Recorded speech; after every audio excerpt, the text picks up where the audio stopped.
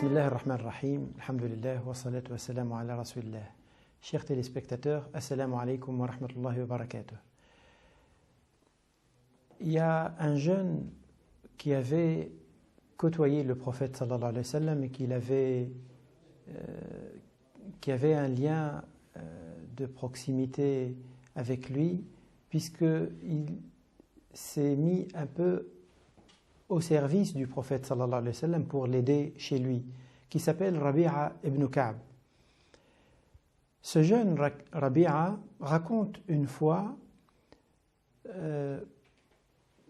un échange qu'il avait eu avec le prophète sallallahu alayhi wa sallam. Il disait que j'étais toujours près de lui et j'étais attentif à ses besoins et je courais pour lui apporter de l'eau pour faire ses ablutions et j'attendais s'il m'appelait pour un besoin quelconque. Un jour, j'étais devant chez lui, aussi dans la tente comme ça, et je l'entendais dire Subhanallah, Subhanallah, Subhanallah. Des fois, il m'arrivait de m'endormir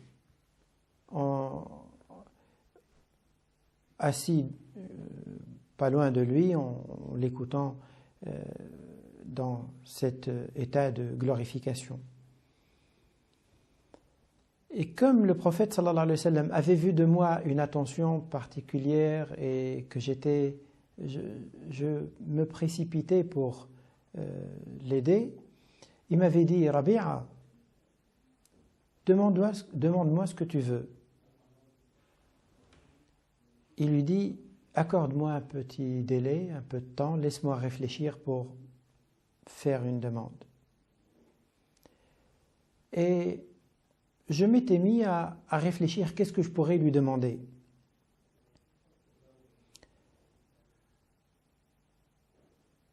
En réfléchissant, ce jeune homme-là s'est dit que cette vie-là sur terre est courte et éphémère.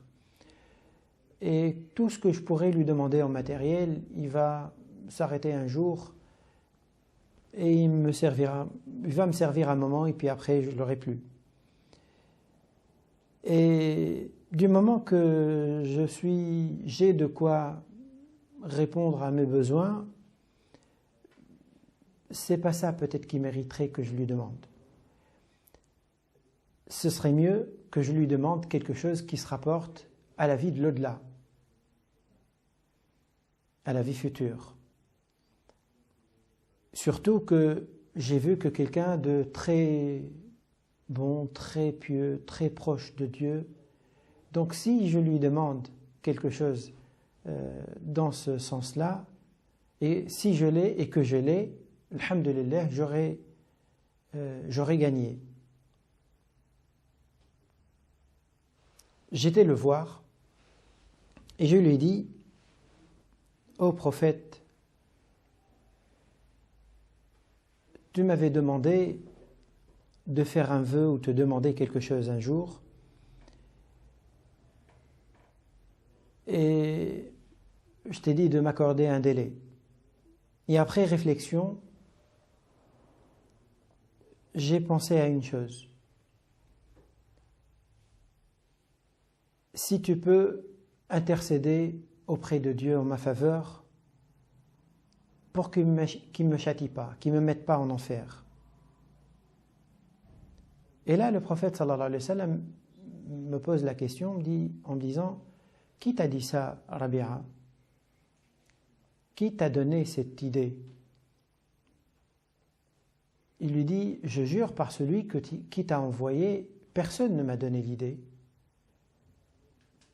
C'est moi qui, en réfléchissant, j'ai vu que tu es proche de Dieu. Je me suis dit que c'est l'occasion de demander à Allah subhanahu wa ta'ala de me préserver de l'enfer. Le prophète sallallahu alayhi wa sallam marqua un long silence suite à cette réponse-là de ce jeune Rabi'a. Et puis après, il lui dit, je vais le faire et je vais invoquer Dieu pour toi. أعني على نفسك بكثرة السجود. Mais je vais te demander une chose, c'est aide-moi, c'est de m'aider contre toi-même en multipliant les sujouds et les prosternations, en multipliant les prières, en d'autres termes. De ce récit-là, on voit que l'entourage qui était autour du prophète sallallahu alayhi wa sallam, même les jeunes enfants, en étant près de lui, en l'observant, en voyant comment il vit, c'est quoi ses priorités, ça les transforme. Ça change leur façon de voir les choses. Et l'exemple de Rabi'a ici est très parlant parce que c'est un jeune homme. D'ailleurs, ça a étonné même le prophète sallallahu alayhi wa sallam lui-même qui a pensé que quelqu'un lui aurait soufflé cette demande. Et il lui a dit, est-ce que quelqu'un qui t'en a parlé? Il lui a dit, non, c'est moi. C'est le contact, c'est la proximité avec le prophète sallallahu alayhi wa sallam qui finit par déteindre sur l'environnement, sur l'entourage proche. C'est dire qu'il est très important déjà pour chacun d'entre nous de voir quelles sont les personnes à qui je veux donner une place importante dans ma vie et dans mon cercle restreint, parce que c'est eux qui vont, je ne dirais pas m'influencer, mais c'est avec eux que je vais échanger. L'être humain, il n'est jamais hermétique, il donne et il prend, il échange. Et quand on choisit le cercle avec lequel, le cercle proche qui nous entoure, c'est à travers lui on va être d'une certaine manière le reflet de cette personne-là. D'ailleurs, le prophète sallallahu alayhi wa sallam disait un jour, Al-mar'u ala dini khalil, l'être humain, il finit par avoir la religion de la personne qu'il fréquente tout le temps. La religion ou la façon de penser, la façon de voir les choses, la façon de se comporter. Donc, la personne du prophète sallallahu alayhi wa sallam, elle dégage de vers ceux qui l'entourent cette spiritualité forte et cette façon de voir les choses et de voir la vie en sachant placer la vie à la place qu'elle mérite et sachant donner également à la vie future la place importante qu'elle doit avoir. Un deuxième enseignement important également qu'on peut tirer, c'est que le prophète sallallahu alayhi wa sallam a promis donc à Rabi'a de invoquer Allah subhanahu wa ta'ala pour lui, mais il lui a fait une demande. Et là on voit que le prophète sallallahu alayhi wa sallam dans sa démarche pédagogique, il essaie de mettre généralement les gens dans une logique d'action et non pas dans une logique d'attente. Quel que soit l'objectif qu'on veut atteindre, il est très important de fixer un objectif, mais aussi d'agir par la suite. Et le prophète sallallahu alayhi wa sallam poussait ses compagnons à agir. أعني على نفسك بكثرة السجود. Quand un jour quelqu'un est venu le voir lui disant « Ô prophète, c'est pour quand le jour du jugement? Ce sera quand le jour du jugement ?» Le prophète sallallahu alayhi wa sallam ne lui a pas donné une réponse directe. Il aurait pu lui dire « Allahu a'lam, Dieu seul sait, je ne sais pas. » C'est ce qui est vrai d'ailleurs. Il lui a dit « Qu'est-ce que tu as préparé pour le jour du jugement ?» En d'autres termes, agis et prépare-toi, toi, pour le jour du jugement. C'est plus important que de savoir quand il va arriver. C'est sûr que celui qui lui a posé la question, c'est aussi dans l'esprit de se préparer. Mais là, le prophète sallallahu alayhi wa sallam lui a dit focalise-toi beaucoup plus sur ça, sur ton action, sur comment te préparer pour ce jour, de telle sorte que quand il arrive, dans tous les cas, tu vas être prêt. Et troisième enseignement également important qu'on peut tirer de ce hadith, c'est lorsque le prophète sallallahu alayhi wa sallam a conseillé à Rabi'a, pourtant il est très jeune, il a orienté vers quoi? Vers un effort spirituel, vers le fait de faire autant que possible des prières surérogatoires.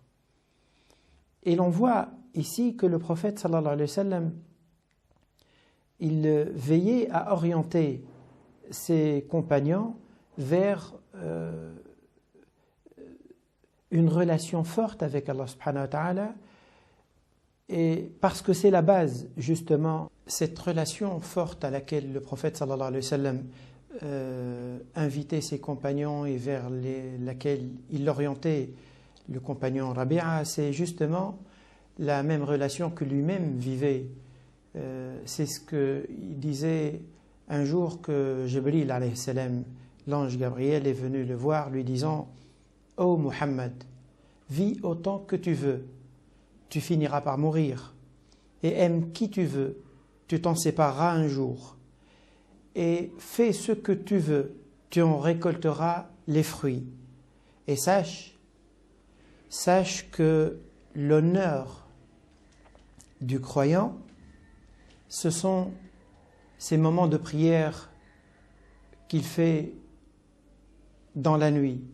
Et sache que la grandeur du croyant et sa fierté, c'est le fait de ne pas se trouver dans le besoin vis-à-vis des autres et qui se montre plutôt digne et réservé. Donc le prophète sallallahu alayhi wa sallam lui-même, dans la vie de tous les jours, vivait cette relation particulièrement intime avec Allah subhanahu wa ta'ala, et c'est justement c'est ça ce qu'il recommandait à son compagnon qui est venu lui faire ce vœu d'intercéder en quelque sorte en sa faveur le jour du jugement, pour que Allah subhanahu wa ta'ala le mette à l'abri de l'enfer et qu'il lui accorde le paradis. Encore une fois, Ya Muhammad, ô Muhammad, vis autant que tu veux, tu finiras par mourir. Aime qui tu veux, tu t'en sépareras. Fais ce que tu veux, tu en récolteras les fruits. Et sache que l'honneur du croyant, ce sont ces moments de prière pendant la nuit. Et sache que sa grandeur et sa fierté, c'est de se montrer digne et de ne pas trop éprouver le besoin vis-à-vis des autres, bien sûr, sauf quand il est nécessaire, mais ne pas avoir le réflexe de recourir facilement à demander de l'aide, mais plutôt compter plus sur soi-même. Ce sont là les enseignements que Sayyidina Jibril alayhi salam avait appris au prophète sallallahu alayhi wa sallam. C'est cet esprit-là qui l'animait, et c'est cet esprit-là également que lui-même il diffusait autour de lui, et c'est en partant de ces enseignements qu'il avait conseillé à ce compagnon Rabi'a, ce jeune, tout jeune Rabi'a, pour l'orienter vers la clé justement du succès, c'est d'avoir l'habitude d'aller frapper à la porte d'Allah subhanahu wa ta'ala à travers la prière. Wassalamu alaikum wa rahmatullahi wa barakatuh.